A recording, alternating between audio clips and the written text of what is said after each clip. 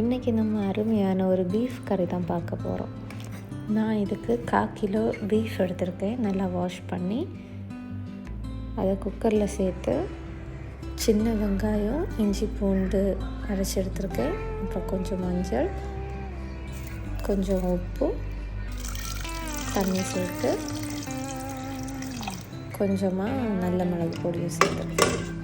அப்புறம் மூடி போட்டு வேக வச்சுக்கலாம். கடாய் எடுத்திருக்கேன். அதில் கொஞ்சம் தேங்காய் எடுத்திருக்கேன். கூடவே பெருஞ்சீரகம், ஜீரகம், 2 ஏலக்காய், கொஞ்சம் நல்ல மிளகு எடுத்திருக்கேன். நல்லா இதை வறுத்து எடுத்துக்கலாம். அப்புறம் ஒரு டீஸ்பூன் கரம் மசாலா எடுத்திருக்கேன்.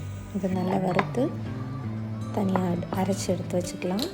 அப்புறம் கடாயில் எண்ணெய், பட்டை, இலை, சோம்பு, அப்புறம் அது பெரிய சைஸ் வெங்காயம் எடுத்துருக்கேன்.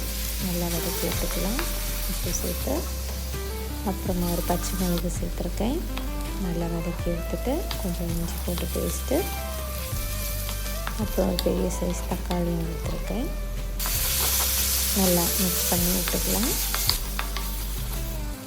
அப்புறமா கொஞ்சம் மஞ்சள் பொடி, 1 டீஸ்பூன் மிளகு, 1 டீஸ்பூன் மல்லி, 1 டீஸ்பூன் சிக்கன் மசாலா ஸ்மெல்லுக்காண்டி எடுத்துருக்கேன்.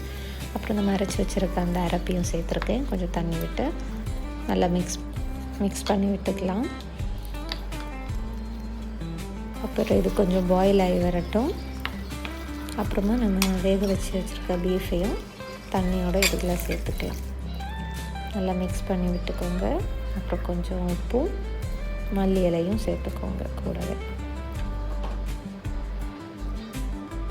இப்போ மூடி போட்டு வேக வைக்கலாம். அருமையான பீஃப் கறி ரெடி. ட்ரை பண்ணி பாருங்கள். தேங்க்ஸ் ஃபார் வாட்சிங்.